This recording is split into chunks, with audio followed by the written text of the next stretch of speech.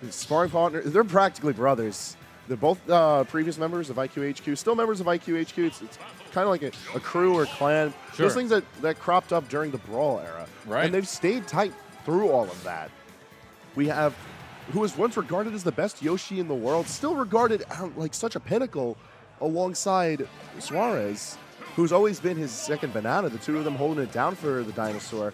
And then, like I was saying earlier, he is just one of those players who you've got to watch out for, whether it's his Martha or his Lucina. He's really showing what this character is all about. So, all right, so as we see here, 22% to get that first bit of damage on Mr. E. Raptor doing a good job. Mr. E doing a little bit better. Yeah, you're going to see a very different style of play here from Raptor than from Suarez. It looks so different already. Like where Suarez has learned to really embrace a lot of the new tools that Yoshi has. Right. And harken back to his past as playing a 64 character. Because Suarez does happen to play 64. Wow. Raptor harkens back to his past in playing Brawl. So a lot of his Yoshi play springs from that, where he was one of the forerunners of the character. Ooh. So far, E, though, it looks like, you know, it's hard because I've seen so much Suarez, and now I'm seeing Raptor, and it's literally a totally different play style. Suarez playing so fluid, never ever gets off the sticks. And here we're seeing Raptor dialed back, a little bit less of a pace, and that's going to hurt the up air punishment on the up B. Mr. E down one stock so far. Yeah, where Suarez is constantly hounding his opponent, always looking for the in and racking up damage as the match goes, like more and more and more. Right. Raptor, very much more passive in how he works. He's going to look for those opportunities to pressure his opponent, then break away and look for the more patient play. You're going to see a lot more egg pressure from him. You're going to see a ton of these jabs. You see Raptor use them so that he can assert pressure. He can go for the tech chase situation. He's not dedicating too much of his tools for combos, so much as he's going in for these raw hits, rack up that damage, and then threaten the kill when the time comes. Beautiful parry coming out there from E as he winds up getting the forward B punish onto Raptor. Raptor, though, and this, Yoshi is just a beast. As soon as you start thinking Yoshi's, all right, he starts losing it a little bit. Nope, comes right back, puts 50% on, and a quick smash puts him up quite a bit over Mr. E. I know you got to say to yourself, like, what's happening here? Because it's like Mr. E has been fighting Raptor for so long. These two know each other's habits for so well. But both of these guys have been practicing extensively. Mr. E on his streams, and Raptor whenever he's here on AON, just grinding on the off days. Like, they're constantly growing, constantly adapting. So even though a lot of their old habits spring forward when they fight each other, there's still new layers to it all the time. No question. Mr. E there finally getting his wits under him. Wow, what a dive coming out from Raptor as he winds up hitting that down. Oh, that's forward air. Jeez. In case y'all ever question what happened to Raptor, he's still here. Oh, my God. He is still looking to play. That's forward air. Fair. That was a brutal game one. That fair is unfair. I mean, it's just ridiculous. It's the priority, the hitbox, 270-degree swing. Oh, it's ridiculous. Carrot's kind of good. Carrot's kind of good. I put him at number 3 all day. But that's just me. That's dedication. I Honestly, hate this character. Aeon's got the results to prove it, so I can't even say anything. Those are the tournaments that I've been watching. So, I mean, literally anytime I've seen the character, he's just been able to do so much. However, let's head right into this next set. No hesitation from either player. They're going right back into it. E, however, getting the first bit of damage here, and E started getting his feet under him and playing a lot more fluid towards the end of that set. It was just too late as Raptor had already been in the swing of things. And this game 2 brings us to Final Destination on one of the best Omega variants of it for the Great Plateau. It's been a favorite for E. I'm expecting to see a change in pace from how both of these players play. Okay. So Final Destination's always been a premier stage for players who want to force more of the ledge, and then when the play does come in for the stage itself, it's a lot of juggle. It's a lot of just press them out. Yep. And E has always been phenomenal at that. However, on the flip side of the coin, Raptor does very well at playing at the ledge. We see a little bit of a flub here on the first stock for him, but Raptor is very comfortable with playing towards the ledge, playing on the outside, and just getting his damage inwards. And then when it comes time for the kill, just reversing the situation completely on his opponent. And that's really just a testament to Yoshi as well. I mean, Yoshi can really flip it on you at any point in time. Look, just like that. They were both sitting at 46%, and then all of a sudden up to 90 as Raptor just land one little combination there. Mr. E, though, definitely looking a lot more comfortable playing the Marth this time around. All right, spacing there. Nice parry coming out. One of the easier moves to parry Yeah, the egg gives you plenty of time to respond, acting out of shield, and the parry is probably the best way so that you could stave off any pressure it lends you. However, like I said earlier, Raptor's going to be throwing plenty of those eggs. You're going to have to get ready to parry every one of them or figure out an option around them. 2-frame down tilt. So strong, and that's where Marth is just so dangerous because as soon as she gets on that ledge, once she gets up, and especially in life and stock, and can just start bullying you with recovery and quick moves, we're seeing it right now. Raptor having a totally different time this time around.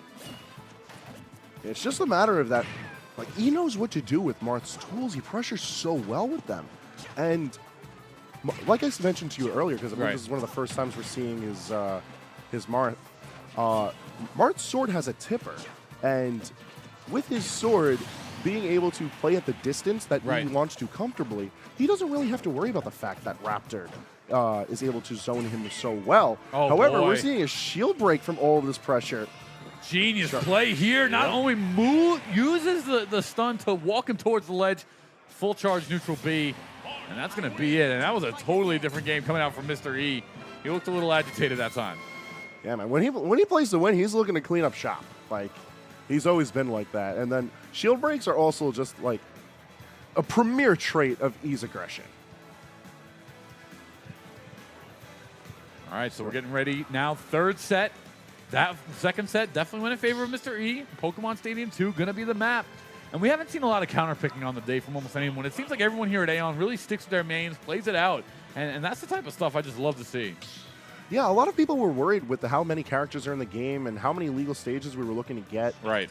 People were figuring, oh, this is going to be a super counter-pick heavy game. Everyone's going to have to know at least 3 characters. But then you come to a region where everyone's a character specialist. Right. And everyone does so well with their one character. Right. There's no real reason for them to switch around. Like in the case of Mr. E, he's playing Marth or Lucina, but that's a case where the characters are very similar. And the changes are so minute, it's very matchup oriented on whether or not you want to play at the distance where you're getting the most from the tip of your sword, or you just want to swing. And that's not really that big of a difference.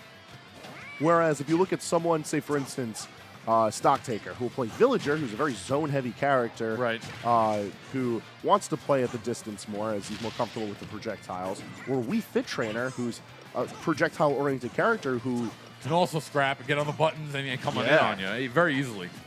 Like it's one of those kind of situations, but I feel like at least here at AON, we get a chance to see a lot of players who are just very comfortable playing their one character, and they see an army of 80 and they're ready to play it with one. And I really like that style. That's a lot of the stuff you see in the DOA scene as well. A lot of one character mains. Oh boy, Foyer coming out there from Raptor won't connect, and Mr. E has looked like a totally different player since the second set. He's just playing with a different level of confidence now and an overall more sound game. Yeah, remember what I told you? When he's at the deficit is when he plays really strong. He's already a fantastic player. Right. But you start to turn the screws on him, and when you dominate him the way that Raptor took game 1. Oh, wow, what a punish. It's a different man out there, and now he's sitting on the stock deficit here in game 3. All right, well, let's see if it changes anything. Has been doing just such a great job at holding down the ground floor. Raptor has spent more time in the air this set than Mr. E has, and in the last set as well as Mr. E. Wow, what a parry. Coming out, both ledge game coming out here. Yoshi trying to get up top, and no! Very simple like that. Marth just playing the game, playing the sharking, and wound up getting a nice knockdown, 2 stock apiece. It's going to be very much these like little combos here and there at these earlier percentages, but then you got to pay attention to the shift in momentum once they start to get into those kill ranges. You see how these men turn into animals as soon as it's time to go in for the kill. The blood's in the water. They smell it. Projectile on the screen. And Raptor just, it's so funny. Just such a different game. They're coming out there. Fairs as well, just playing the safe Yoshi game. And he's not all over the place, but he's doing just as much justification. And it's like I was telling you earlier, yeah, we've got a lot of Yoshis, but they all have little hints of their own playstyles behind the character. And I feel like that's truly evident when you get to see Raptor, because it's like you're looking at like an album of the past. You're looking at like Yoshi's greatest hits. Right. And a lot of Raptor's style is that. He is the one who really put the character on the map. And when he goes to show like his experience behind the character and it works, there's very little reason for him to change it up. He updates in learning what he does from Suarez and seeing other successful Yoshis around the world, but he's very much of his own style of play. Well, so far, Mr. E has just found that strategy and has been really brutally punishing him, as it's 126% to only 60 in favor of E. 1-1 apiece. This is the final stock. It's going to be a parry, but it won't work. It's actually a counter, but a little bit untimed, and that actually gave Raptor a chance to come back on in it. 100 apiece. Between the fact that Yoshi is a heavier character from Marth and the fact that he has armor on his second jump, you get a chance to see Yoshi live to these ridiculous percentages. Like, there have been times when Raptor and Suarez would live to around 200%, and that just became commonplace for us. We would go from thinking that this is ludicrous to, like, another day in the office. He died at 181. That's K. Rool gets knocked out before that sometimes. I mean, absolutely insane that Yoshi has this not only power, but speed. Can't be knocked out. And, you know, Mr. E might be up one stock on the story so far, but he's not out of the tunnel just yet. No, it's never over until it's over, especially with these two guys. Their sets always go back and forth. And even if the win record sits in E's favor, like, Raptor's got his wins on E. He's able to collect them, and he knows how to fight against his friend very well. I think we've seen that throughout this whole set. Punishment into short hop nair, and that's going to be enough. 42% for Raptor SSB. One set apiece, one stock apiece. It's anyone's game still. Mr. E just wants to get back into a fundamental game plan, which is what he's been doing the whole time. And just like that, getting a couple grabs from 40 to 60 real quick. We took the jump with that back air to it. He's going to manage to armor his way through, but look at the percentage that's built up so easily. Does not get the kill with that, but an air dodge downwards. It was a bit messy on the ledge, and it's going to spell death for Raptor. Absolutely. He cleans it up, bring it to 2-1. Forward smash comes out there, and just like you said, a little bit sloppy on the ledge. Tries to get back on up, but unable to walk away with it. And boy, these matches have been picking up every single round, and we're not even in the winners finals yet.